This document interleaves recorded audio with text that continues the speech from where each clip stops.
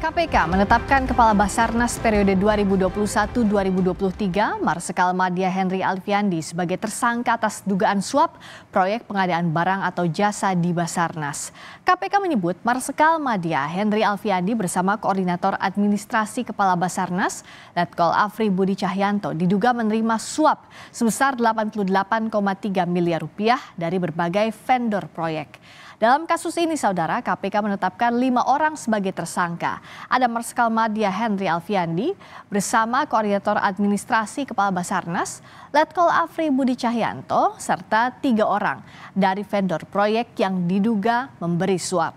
2 orang tersangka dari pihak vendor telah ditahan KPK, sedangkan 3 tersangka lainnya belum ditahan. Proses lelang proyek pengadaan barang lagi-lagi menjadi celah untuk terjadinya suap. Kita akan bahas usai tayangan berikut ini.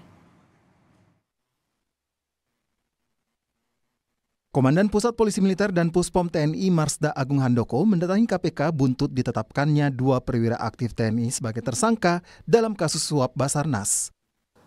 TNI menilai langkah KPK menetapkan Kabasarnas Madya Henry Alfiandi sebagai tersangka menyalahi aturan.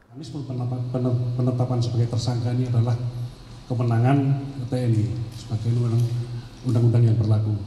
Jadi pada intinya kita saling menghormati, kita punya aturan masing-masing, TNI punya aturan, dari pihak KPK itu hukum umum punya aturan juga.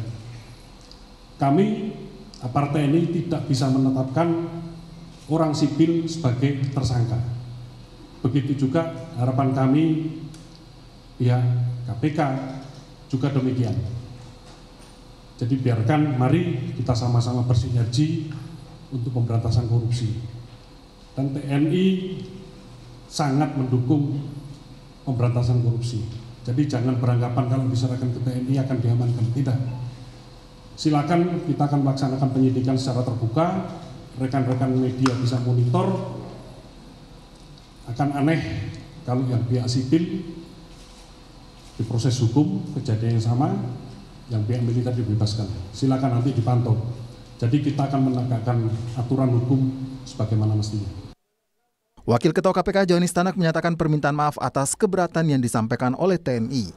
Wakil Ketua KPK menyebut penyidiknya hilaf tidak melibatkan TNI saat penetapan tersangka. Berdasarkan aturan hukum peradilan militer, jika ada anggota TNI terjerat kasus, maka ditangani oleh peradilan militer. Pelaksanaan tangkap tangan itu ternyata tim menemukan, mengetahui adanya anggota TNI. Dan kami paham bahwa tim penyelidik kami mungkin ada kehilafan, ada kelupaan bahwasanya manakala ada melibatkan TNI harus diserahkan kepada TNI. KPK menetapkan 5 tersangka kasus dugaan korupsi Basarnas termasuk Kepala Basarnas periode 2021-2023 Henry Alfiandi. Henry diduga menerima uang dengan total 88,3 miliar rupiah dari sejumlah vendor sebagai pelicin agar bisa memenangkan tender proyek pengadaan barang untuk penyelamatan korban bencana.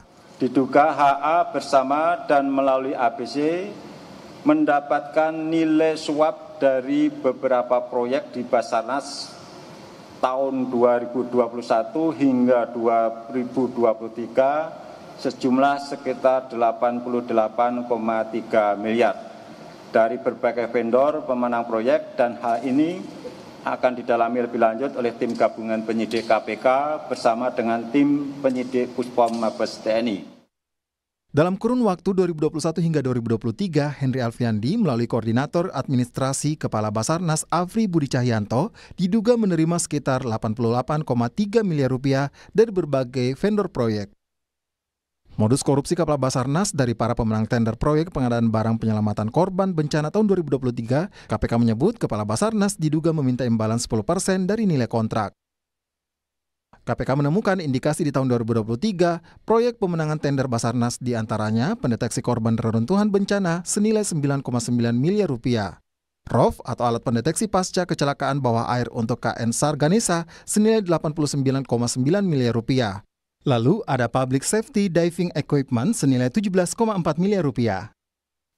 Selain dua petinggi Basarnas, KPK juga menetapkan pemenang proyek Basarnas Komisaris Utama PT Multi Grafika Cipta Sejati, Mul Sunadi Gunawan, Direktur PT Intertekno Grafika Sejati Marilia, dan Direktur Utama PT Kindah Abadi Utama Roni Aidil.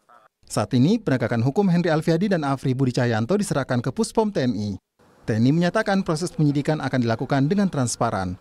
Tim Liputan, Kompas TV.